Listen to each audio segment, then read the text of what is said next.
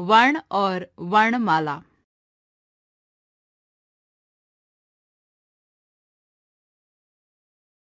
अगर मगर जगर पहुंचे हम वर्णों के घर। बच्चों, सुनी आपने ये आवाजें? हम दिन भर में कई तरह की ध्वनियां या आवाजें सुनते हैं। पक्षियों के बोलने की ध्वनियां, कुत्ते के भौंकने की ध्वनियां, वाहनों के चलने की ध्वनियां, मोबाइल की ध्वनियां, है ना? व्याकरण में ध्वनि का अर्थ वर्ण होता है। बच्चों, जब हम बोलते हैं तब हमारे मुंह से भी कई ध्वनियां निकलती हैं ना? हमारे मुख से निकली ध्वनियों से ही भाषा बनती है। देखिए, पिता शब्द में ध्वनियां हैं पी जमा ता। इन ध्वनियों को और तोड़ा जा सकता है, जैसे प हलंत जमा छोटी ई जमा त हलंत जमा आ। अब इन ध्वनियों को हम और नहीं तोड़ सकते। ये सबसे छोटी ध्वनियां हैं। ये सबसे छोटी ध्वनियां ही वर्ण कहलाती हैं। समझ में आया ना? यानी कि जिस ध्वनि के टुकड़े ना हो सकें उसे वर्ण या अक्षर कहते हैं। अब हम सीखेंगे वर्ण के भेद। बच्चों, वर्ण दो प्रकार के होते हैं, एक स्वर और दूसरा व्यंजन। और हिंदी में 11 स्वर हैं। और वो कौन-कौन से हैं? सुनिए।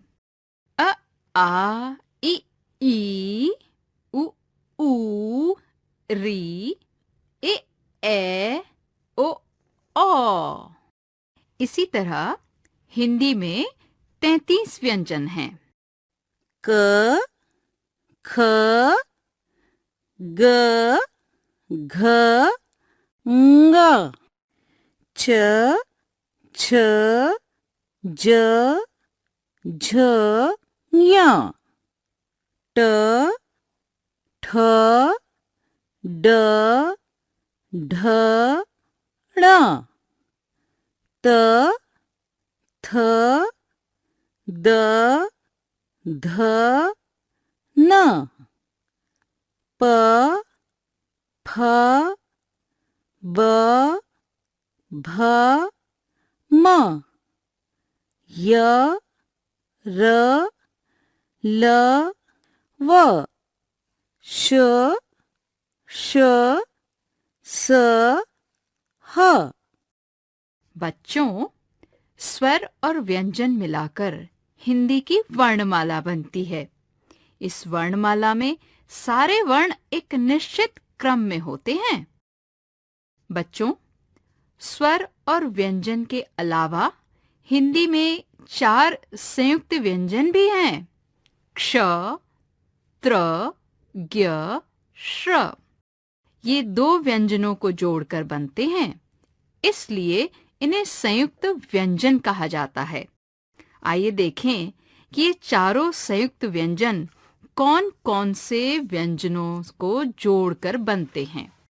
क्ष, क हलंत जमा श हलंत जमा अ। त्र, त हलंत जमा र हलंत जमा अ।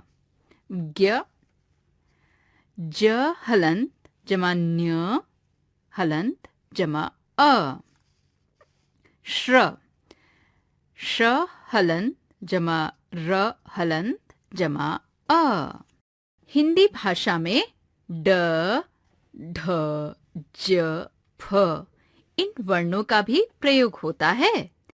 ये वर्ण ड, ढ, ज, फ के नीचे बिंदी लगाकर बनाए जाते हैं।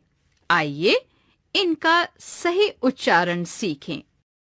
ड, डमरू पकड़, ढ, ढोलक पढ़, ज, जल जमीन, फ, फूल, फिल्म। बच्चों, क्या आप इन वर्णों को पहचानते हैं? जी हाँ, ये हैं अंग और अह, यानी अनुस्वार और विसर्ग। ये भी हिंदी वर्णमाला के अंग हैं। ये दोनों स्वरों के ठीक बाद आते हैं।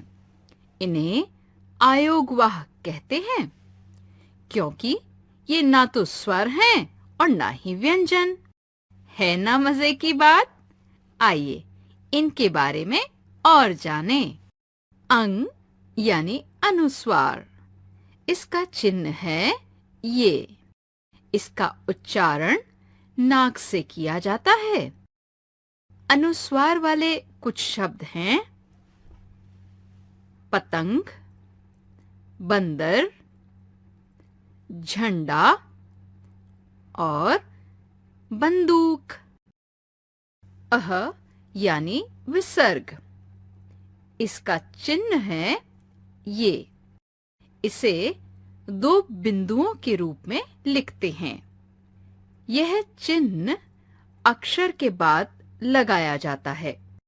इसे बोलते समय ह जैसी आवाज आती है, जैसे प्रातः, नमः। बच्चों, आइए अब अनुनासिक या चंद्रबिंदु के बारे में जानें। इसका चिन्ह है ये। इसका उच्चारण नाक और मुंह से किया जाता है। चंद्र बिंदु वाले कुछ शब्द हैं दांत, चांद, सांप, मूंछ। हम बातचीत में इन ध्वनियों का बहुत प्रयोग करते हैं।